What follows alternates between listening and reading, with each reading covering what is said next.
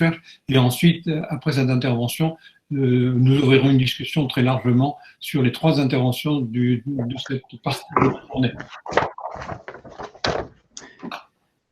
Merci beaucoup, Monsieur le Président. Je ne sais pas si vous m'entendez tous. Très bien. Parfait.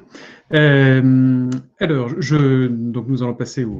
à la question de l'enseignement supérieur, que tout le monde connaît forcément et sur laquelle tout le monde a un peu un avis. Donc, je m'excuse par avance du caractère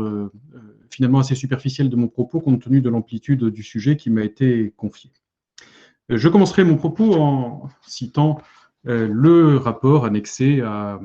la loi funeste du 24 décembre 2020 de programmation de la recherche pour les années 2021 à 2030 et portant diverses dispositions relatives à la recherche et l'enseignement supérieur. Ce rapport, qui est un fouillis en lui-même, évoque dans un certain désordre, je le cite, la politique de sciences ouvertes qui promeut la diffusion libre des publications et, autant que possible, des données de la recherche, comme étant un des leviers de cette refondation de la place des chercheurs dans la société.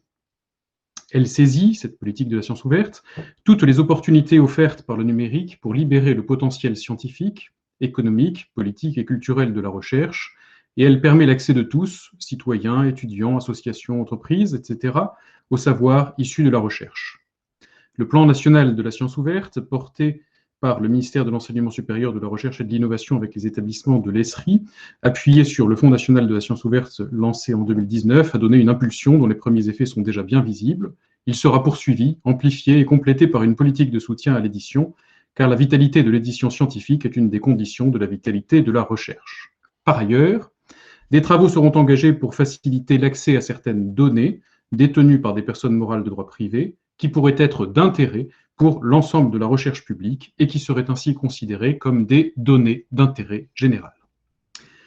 Certes, un tel texte n'a pas grand-chose à faire dans une loi, même dans son annexe, puisqu'il n'emporte par lui-même aucune modification d'ordre réglementaire, aucune modification d'ordre législatif,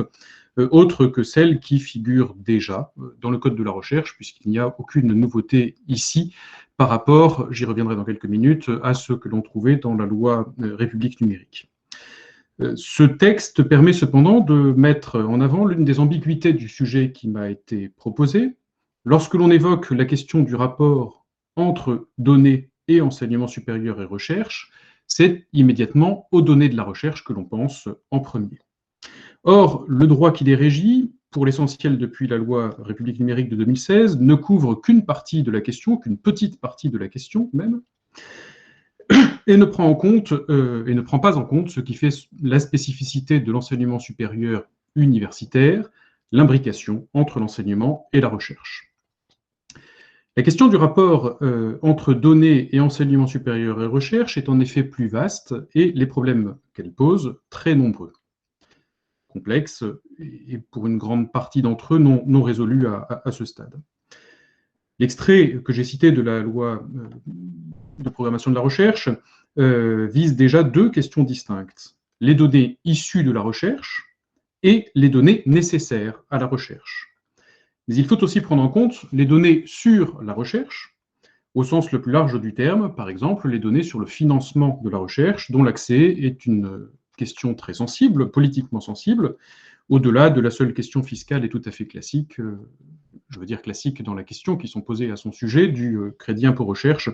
et du coût de ce crédit impôt recherche par rapport à la quantité de recherche qu'il est censé financer.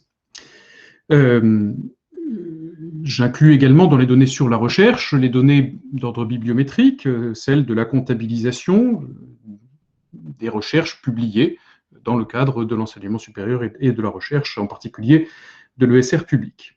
Et puis, il faut aussi mentionner les données de l'enseignement supérieur et non pas de la recherche, cette fois-ci, c'est-à-dire toutes les données qui concernent, et qui sont dans le champ de mon sujet, qui concernent l'enseignement supérieur, le nombre d'étudiants, etc. Bien sûr, donc les statistiques qui sont publiques, qui se constituent des données publiques,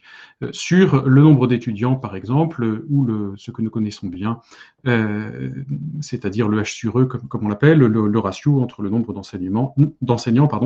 et le nombre d'étudiants. Parmi ces données de l'enseignement supérieur, certaines sont aujourd'hui des données plus sensibles, et nous y avons été tous confrontés depuis un an, tout au moins à certaines d'entre elles. Je pense ici à ce que l'on appelle les traces d'usage, c'est-à-dire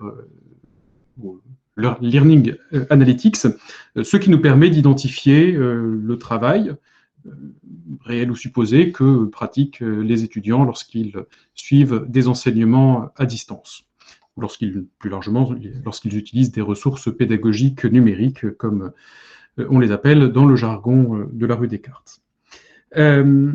Ces données donc de l'enseignement supérieur, au sens large du terme, font évidemment partie du sujet, et au-delà des Learning Analytics, l'usage, par exemple, des ressources électroniques par les étudiants, je pense ici aux ressources bibliographiques,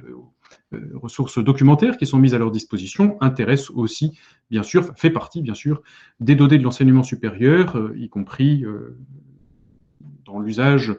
économique qui peut en être fait, à la fois pour identifier le coût de cette documentation électronique et l'usage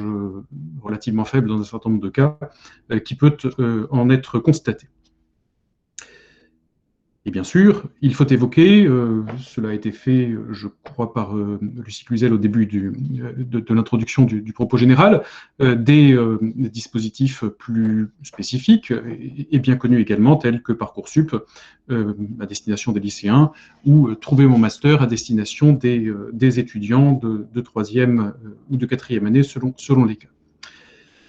À l'interface de ces données sur l'enseignement supérieur et la recherche, se trouvent les données sur l'enseignement supérieur et la recherche en lui-même, c'est-à-dire les données relatives principalement au personnel de l'enseignement supérieur et à ses structures, qui constituent également, bien sûr, des données de l'ESR et qui soulèvent des questions qui, sans être spécifiques à ce secteur, s'y posent, me semble-t-il, avec une acuité particulière. Si l'on s'interroge sur l'articulation entre le développement des données publiques et la crise du service public, dont la transformation numérique serait un indice, le cas de l'enseignement supérieur et de la recherche est sans doute un très bon exemple de l'ambiguïté qui s'attache aux données et au droit qui leur est applicable. Il est difficilement contestable que les données, leur production, l'usage qui en est fait, contribue fortement à la transformation du service public de l'enseignement supérieur, sans qu'à ce stade, ce constat doive se traduire par un quelconque qualificatif apporté aux évolutions en cause. Elles constituent, ces données, un accélérateur de la transformation de l'enseignement supérieur. Mais les constatations récentes et en cours, évoquées tout à l'heure, de la loi Vidal, rappellent et mettent au jour la situation de crise structurelle du service public de l'enseignement supérieur et de la recherche, ce qui amènera à s'interroger sur les rapports existants entre les données de l'ESR et la crise du service public de l'ESR. Nous verrons donc tout d'abord les données comme accélérateurs des transformations du service public de l'enseignement supérieur et de la recherche, et les données comme révélateurs de la crise du service public de l'ESR. Les données accélérateurs des transformations du service public de l'enseignement supérieur et de la recherche, tout d'abord. Le développement des données dans le service public de l'enseignement supérieur et de la recherche, a accompagné les transformations que ce secteur a rencontrées depuis une trentaine d'années maintenant, qu'il s'agisse de la recherche en elle-même, tout d'abord, puis de l'enseignement supérieur ensuite. Et s'agissant de la recherche en elle-même, il s'agit à la fois de données de la recherche et de données sur la recherche. J'évoquerai donc successivement les transformations liées aux données de la recherche, les transformations liées aux données sur la recherche et les transformations de l'enseignement supérieur. S'agissant tout d'abord, excusez-moi, ce que je voudrais dire dans ces trois focus, ce que je voudrais évoquer, c'est en réalité que l'usage des données, le développement des données de l'enseignement supérieur et de la recherche a accompagné l'expansion des missions confiées au service public de l'enseignement supérieur et de la recherche, expansion par stratification successive depuis la loi Pécresse de 2007 à la dernière qui a donc encore modifié l'objet les missions de l'ESR, en passant par la loi Fioraso, qui est celle qui a le plus allongé la liste des composantes de ce service public dans ces deux dimensions, puisqu'il figure à l'article L123-2 et L123-3 du Code de l'éducation. C'est sans doute sur les données de la recherche que l'impact des transformations est le plus visible, même si les conséquences sont loin d'en avoir toutes été tirées. Nous en sommes encore, me semble-t-il, au balbutiement dans ce domaine. L'article 2 du décret du 24 novembre 1982, portant organisation et fonctionnement du CNRS, confie à cet organisme, dans la rédaction actuelle de ce texte, qui date de 1995, la mission de développer l'information scientifique et l'accès aux travaux et aux données de la recherche, en favorisant l'usage de la langue française. Cette dernière partie date toujours de 1982. Cette mission relative à l'accès aux travaux et aux données a été ajoutée en 1995 dans le cadre de la réforme globale du statut du CNRS, opérée par le décret de... eh bien non, je n'ai pas noté la date, de mémoire, novembre 1995.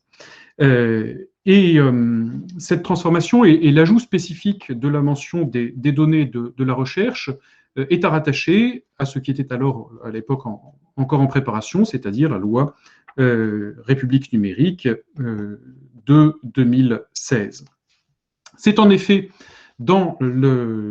l'article 38 de la loi République numérique que l'on trouve de façon explicite, et pour la première fois s'agissant de l'enseignement supérieur et de la recherche, la mention des données incluses ou associées aux écrits scientifiques pour les besoins de la recherche publique, donc des données de la recherche distinctes de la recherche elle-même, distinctes de la production de la recherche elle-même, les données incluses ou associées aux écrits scientifiques pour les besoins de la recherche publique, dont l'article 30 de la même loi précise le régime juridique en termes de propriété intellectuelle. Alors, je ne reviens pas sur cet article 30 très connu, c'est celui qui concerne le droit des publications, et donc la possibilité pour chaque auteur d'une publication scientifique de mettre à disposition, enfin l'obligation même d'ailleurs, de mettre cette publication à disposition à partir du moment où son financement est assuré pour plus de moitié par des ressources publiques. L'article L 533-4 du Code de la recherche, qui est issu donc de cet article 30 de la loi République numérique, prévoit donc, s'agissant des publications, leur libre diffusion, mais également s'agissant des données de la recherche spécifiquement, que leur réutilisation est libre, liberté. La réutilisation des données de la recherche est libre, liberté à laquelle l'éditeur d'un écrit scientifique ne peut s'opposer. Ce sont respectivement les 2 et 3 de l'article L533-4 du Code de la recherche. Cette transformation, cet accent mis sur les données de la recherche est donc une nouveauté relative, qui a maintenant donc à peine plus de 5 ans, à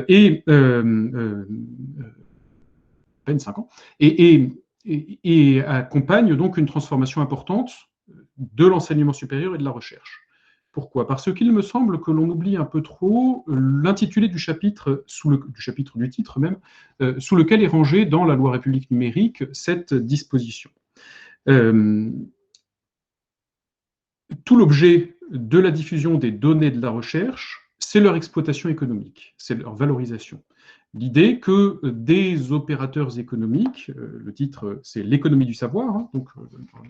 sous lequel est rangée cette disposition, c'est que les données de la recherche, de la recherche publique, puisqu'il s'agit bien de la recherche financée par les opérateurs publics, majoritairement en tout cas, que ces données de la recherche donc, doivent pouvoir faire l'objet d'une réutilisation par les opérateurs économiques, d'une valorisation économique, et d'une valorisation libre. C'est-à-dire que les données de la recherche doivent être mises à disposition, à titre gratuit, des opérateurs économiques dans le cadre de l'open data, des données de la recherche. Bien.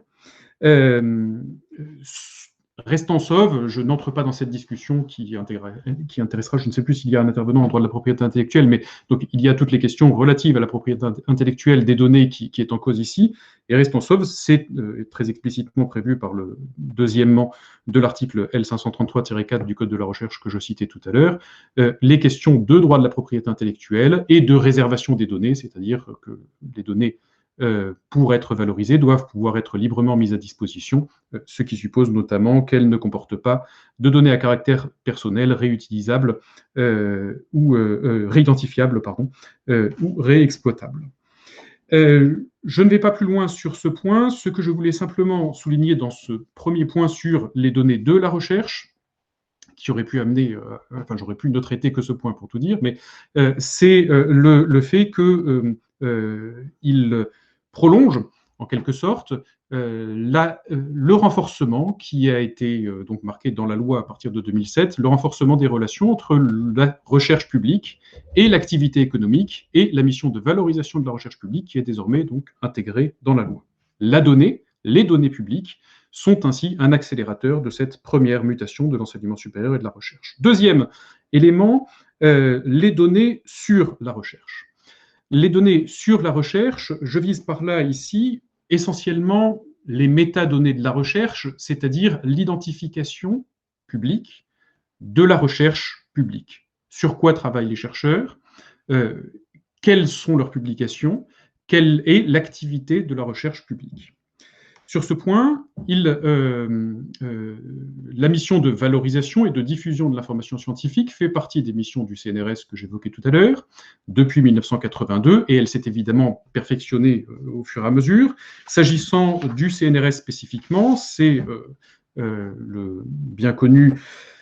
recueil d'informations pour un observatoire des activités de la recherche, RIBAC, que tous les directeurs de laboratoire CNRS connaissent bien, en tout cas ceux qui y sont confrontés, et tous les personnels CNRS connaissent, puisque c'est le répertoire qui, chaque année, en début d'année, je crois que c'est là, ces jours-ci, que l'on doit rendre lorsqu'on est chercheur CNRS, sa fiche RIBAC, pour faire mention de l'ensemble de ces activités de recherche pour l'année écoulée. Cette fiche, cet outil donc numérique, désormais, permet de dresser chaque année un panorama exhaustif de l'ensemble des publications de la recherche, de l'activité de recherche, pas seulement des publications, de l'activité de recherche réalisée par les chercheurs membres du CNRS, de façon objective et mesurable, exploitée ensuite au titre des ressources humaines, donc dans les relations individuelles entre le CNRS et ses différents personnels, mais exploitée également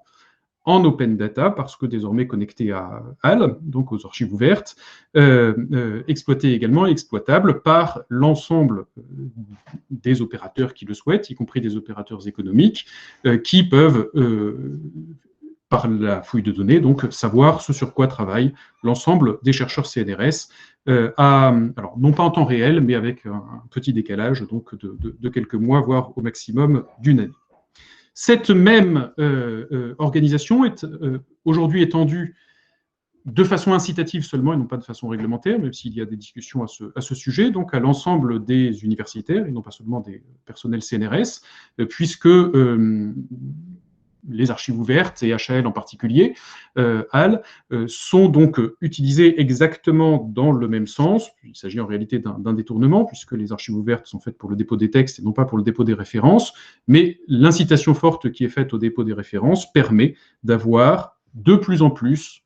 un panorama aussi exhaustif que possible de l'activité de recherche publique et permet donc d'assurer la mission de diffusion de l'information scientifique qui incombe à l'ensemble de l'enseignement supérieur et de la recherche, l'ensemble des institutions d'enseignement supérieur et de la recherche, et pas seulement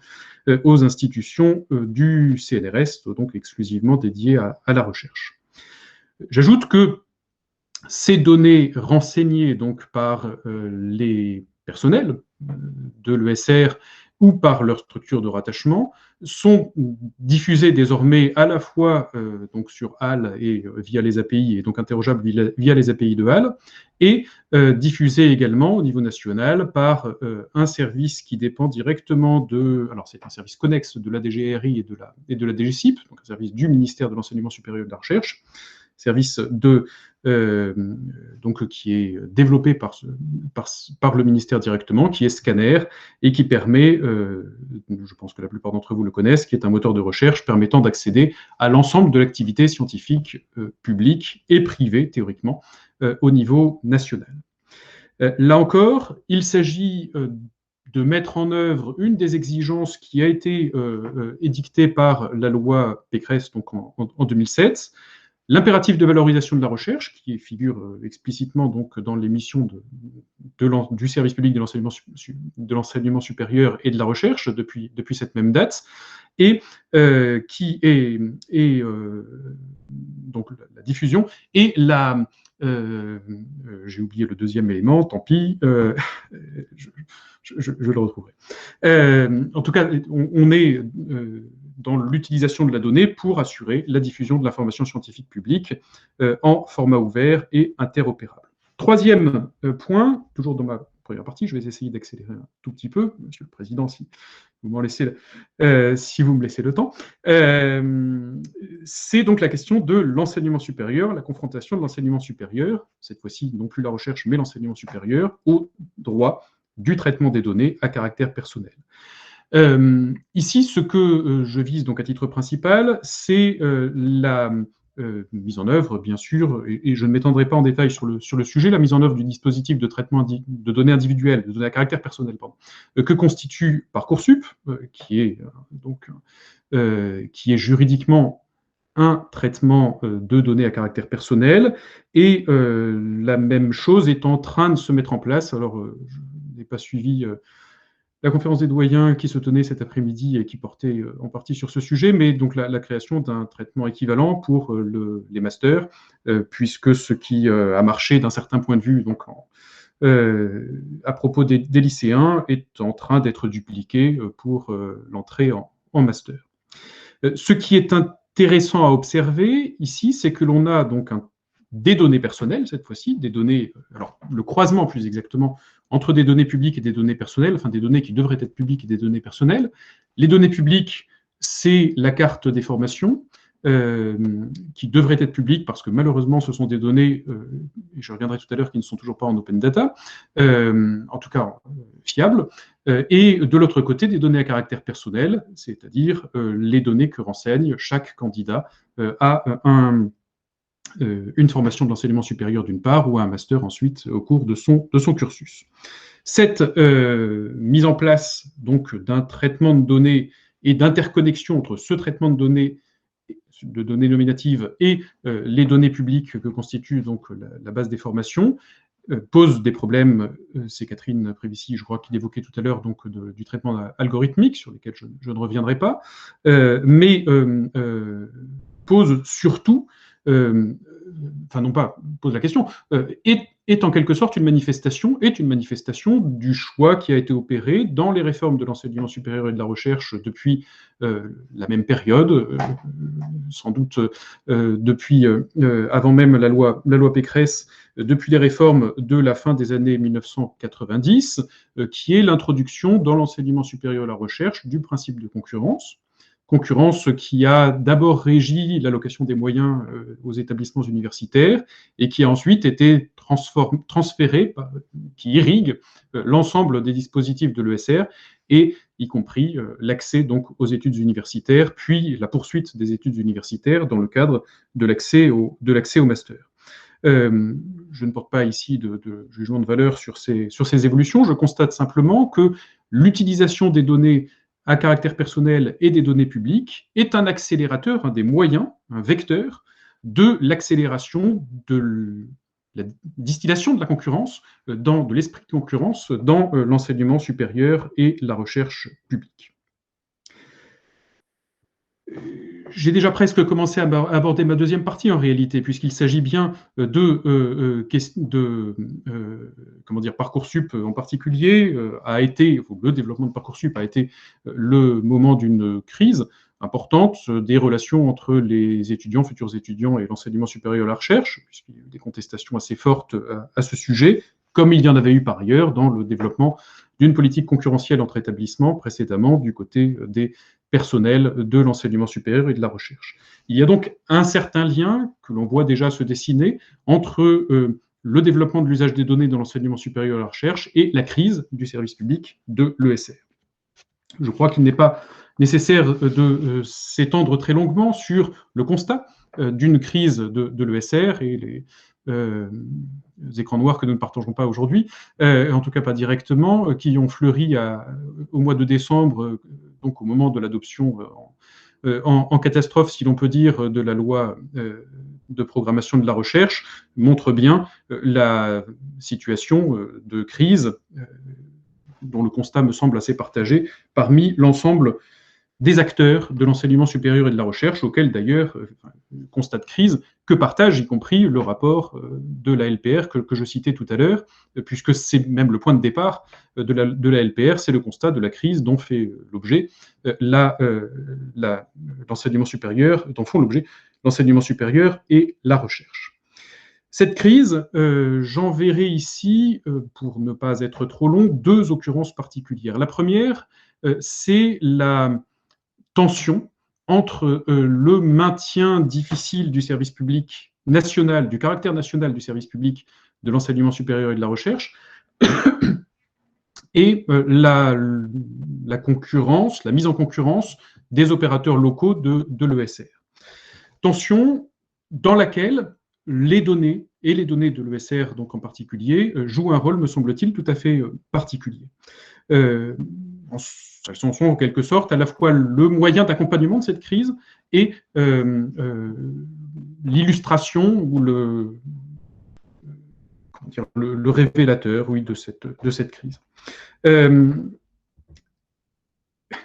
Il est évidemment un peu paradoxal d'affirmer, comme je suis en train de le faire, que des données qui sont des données ouvertes seraient le vecteur de la remise en cause du caractère national du service public de l'enseignement supérieur et de la recherche. Il me semble malgré tout que c'est au moins en partie le cas pour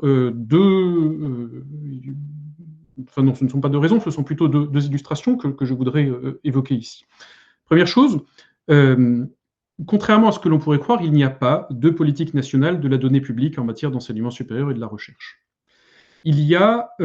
des données publiques de l'enseignement supérieur et de la recherche, mais ces données publiques sont tout d'abord fournies, j'en dirai deux mots si j'y parviens, avec un amateurisme assez étonnant, et ensuite, ce ne sont pas véritablement des données nationales. Il n'y a pas de connexion. Aussi étonnant, en travaillant sur le sujet depuis un certain temps, je m'en suis aperçu à mon grand désarroi, il n'y a pas de connexion directe entre l'organe en charge de l'évaluation de l'enseignement supérieur et de la recherche, le HCRS, et les données de l'ESR. C'est quelque chose qui est assez mystérieux, mais le rattachement, alors le système d'information du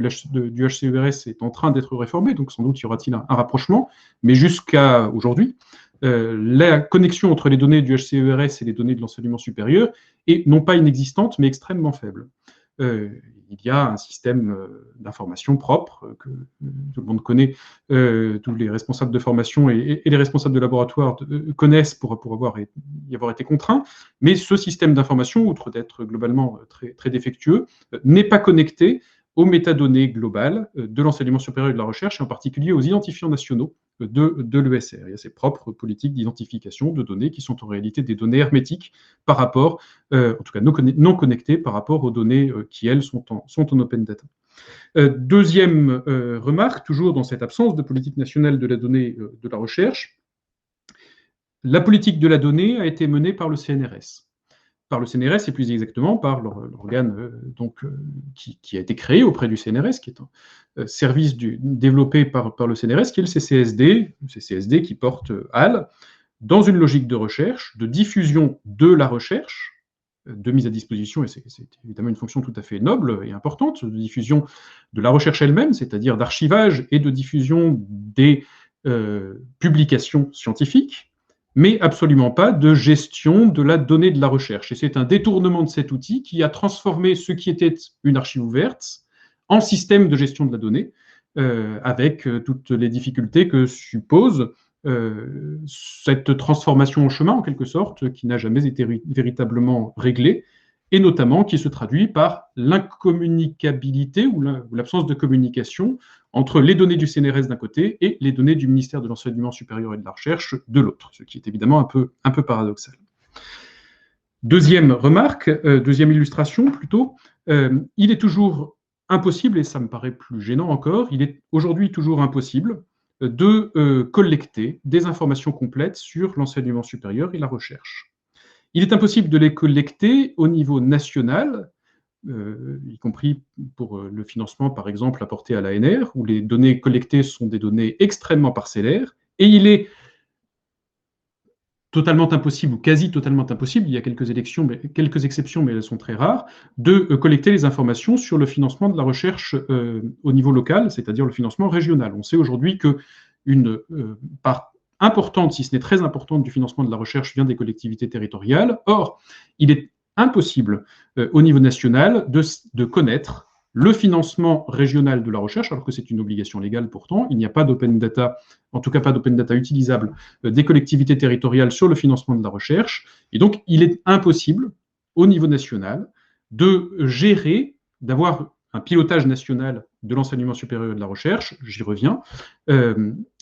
Ce qui fait la caractéristique d'un service public national, en principe, c'est le fait qu'il est décidé, que ses missions sont décidées par l'État, par la personne publique étatique, et non pas par les collectivités territoriales en particulier. Or, aujourd'hui, le ministère de l'Enseignement supérieur est dans l'incapacité de savoir ce qui est financé par les collectivités territoriales s'agissant de l'enseignement supérieur et de la recherche. Les grandes masses sont connues, mais pour savoir, par exemple, si un projet de recherche, on sait à peu près quel est le financement d'un projet ANR, je dis à peu près parce qu'on a le financement de départ, mais on n'a jamais le financement d'arrivée, et qu'il y a toujours un décalage entre les deux. Par contre, on ne sait pas, dans l'immense majorité des cas, quel est le financement accordé à un projet régional de recherche, ce qui est évidemment un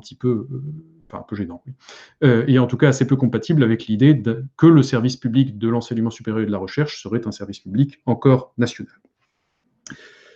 Ma deuxième remarque, et dernière, s'agissant de la crise du service public de l'enseignement supérieur et de la recherche, c'est que ce qui caractérise la crise, me semble-t-il, de l'enseignement supérieur et de la recherche aujourd'hui, c'est son incohérence. C'est l'absence de lisibilité qui n'a pu que s'accroître, en particulier du fait de l'ordonnance relative aux établissements à statut dérogatoire, mais qui contamine cette illisibilité de l'enseignement supérieur, l'ensemble de l'ESR, véritablement. Deux points que je voudrais souligner à ce sujet. D'abord, il n'y a pas de politique suivie de la donnée, si l'on peut dire. Et je voudrais en prendre ici une illustration. C'est le seul cas, l'enseignement supérieur, dans lequel l'open data est séparé de l'open data. Je m'explique, il y a un open data de l'enseignement supérieur et de la recherche qui n'est pas connecté, enfin qui est connectable, mais qui n'est pas matériellement connecté à l'open data gouvernemental. Vous avez une plateforme, data.esr.gouv.fr, qui est séparée de data.gouv.fr. Alors pour une raison très simple, c'est que le ministère de l'Enseignement supérieur était un peu en avance au moment où l'open data a été mis en place, et donc ils ont décidé de mettre en place leur propre plateforme, et n'ont pas rejoint, pour l'instant en tout cas, la plateforme commune. Mais c'est, je trouve, une assez bonne illustration du fait que l'ESR a décidé à un moment de mener sa propre politique. Et il l'a décidé dans un cadre que je connais un peu, mais qui est comment dire, un micro-cadre en quelque sorte, c'est-à-dire que c'est une toute petite équipe qui prend en charge la question et qui la prend en charge de façon extrêmement efficace et brillante. Les données qui sont mises à disposition sont des données parfaitement fiables et propres, entre guillemets, ce qui n'est pas le cas de l'ensemble de l'open data public, et il est très bien qu'il en soit ainsi, mais comme c'est une administration de mission, eh bien, ses moyens sont extrêmement faibles, et les tâches qu'on lui confie sont de plus en plus lourdes, bien sûr, ce qui fait qu'il y a un risque majeur qu'il n'y ait pas de suivi de l'open data, de l'enseignement supérieur et de la recherche. Autrement dit, la mise en œuvre de la politique de la donnée dans l'enseignement supérieur et la recherche française dépend du financement qui est là aussi un financement sur projet, enfin, c'est terrible à dire, mais c'est comme cela, qui est aussi un financement sur projet à l'intérieur même du ministère de l'Enseignement supérieur et de la Recherche. C'est-à-dire qu'une mission aussi fondamentale que celle-ci n'est pas assurée de sa pérennité dans le fonctionnement de l'ESR. La maladie qui contamine, cette espèce de folie des appels à projets permanents, la maladie qui a contaminé l'ensemble de l'ESR, contamine également la politique de la donnée au sein du ministère de l'Enseignement supérieur et de la Recherche. Deuxième remarque, l'articulation entre données publiques et données privées. Les données de l'ESR sont des données publiques, bien sûr. Mais ce sont des données publiques, et je pense ici en particulier aux données relatives aux publications, qui sont aussi des données relatives à l'activité des personnes. Nous sommes enseignants-chercheurs, pour la plupart de ceux qui sont autour de cette table virtuelle, et nous publions, et le fait que nous publions rattache à notre personne physique eh bien, un certain nombre d'activités qui sont celles de publication. Et cela a une conséquence pratique. On peut très bien voir que pendant une période peut-être limitée, une personne a beaucoup produit, et puis ensuite, pendant une période peut-être courte, peut-être longue, elle n'a rien produit. Et donc, la question, cette question est une question relative à la gestion des ressources humaines internes à l'université, à l'enseignement supérieur, pardon, à l'employeur, comme on l'appelle, mais c'est aussi une question qui est publiquement interrogeable, et l'articulation donc entre les données publiques et les données privées n'est pas claire, elle n'a jamais été véritablement claire dans l'ESR. Les données, par exemple, les données de ressources humaines sont globalement anonymisées. Alors, l'anonymisation est parfois un peu artificielle. Je ne sais pas si vous allez consulter ces publics, le nombre d'enseignants supérieurs, d'enseignants d'histoire du droit de la faculté de Créteil, tiens, au hasard, où il doit être 2, je crois, eh bien, vous avez leur âge, mais c'est anonymisé, mais donc, logiquement, vous savez qui est concerné et qui est proche de la retraite ou pas. Donc, il y a la question de la pseudonymisation, mais sur laquelle je ne m'appesantirai pas, je mentionnais cela presque pas par divertissement, mais ces données personnelles de la recherche, en quelque sorte, peuvent être aussi des données purement personnelles, et à ce sujet, il n'y a aucune politique globale de l'enseignement supérieur et de la recherche, avec des situations qui sont donc extrêmement hétérogènes d'un établissement à l'autre. J'en prends une seule illustration.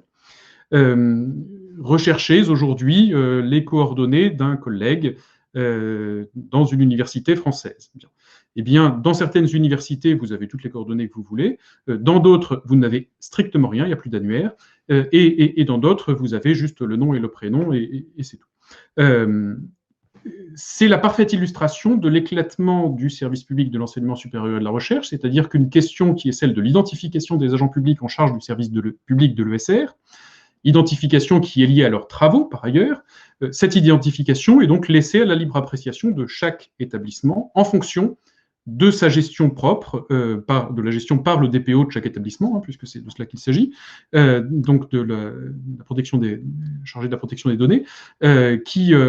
donc va décider, établissement par établissement, que telle donnée sera ouverte, que telle donnée sera fermée, que pour telle donnée il faut obtenir le consentement, et que pour telle donnée ce n'est pas nécessaire. Là aussi, il n'y a absolument aucune cohérence de l'ensemble de l'enseignement supérieur public, et c'est cet éclatement de la situation,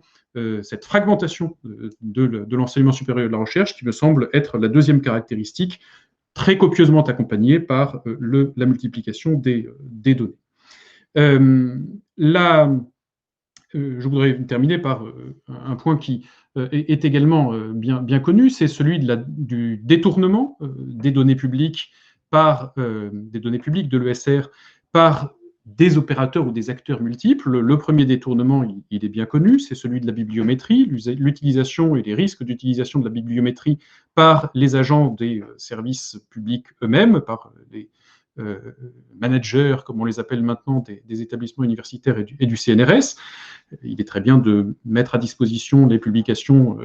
en ligne et leur référencement, mais cela se traduit par possibilité pour les responsables de savoir qui fait quoi et qui éventuellement ne fait pas quoi. pourquoi pas, on peut avoir des positions très, très diverses à ce sujet. La deuxième remarque que je voudrais faire, c'est que l'open data, et je reviens sur ce que j'ai évoqué dans ma première partie, c'est que l'open data des données de la recherche permet leur libre réexploitation par les opérateurs privés. Et en arrière-plan, il y a la question, et je la laisse ouverte celle-ci, la réexploitation non seulement des données de la recherche elle-même, mais de la recherche à proprement parler, c'est-à-dire que la mise à disposition libre des données et des résultats de la recherche, pas seulement des données, mais aussi des résultats de la recherche, permet éventuellement lâchons le mot, le pillage de l'enseignement supérieur par des opérateurs privés qui, ainsi, peuvent assurer leur financement. Alors, dans nos disciplines, c'est relativement limité comme risque, mais dans d'autres disciplines, la question se pose, je crois, avec une acuité extrêmement forte, et concerne d'ailleurs, au-delà de la seule recherche, également l'enseignement, et en particulier les cours à distance que nous pouvons mettre en place depuis quelques mois. Je m'en tiens là et vous remercie donc de votre attention.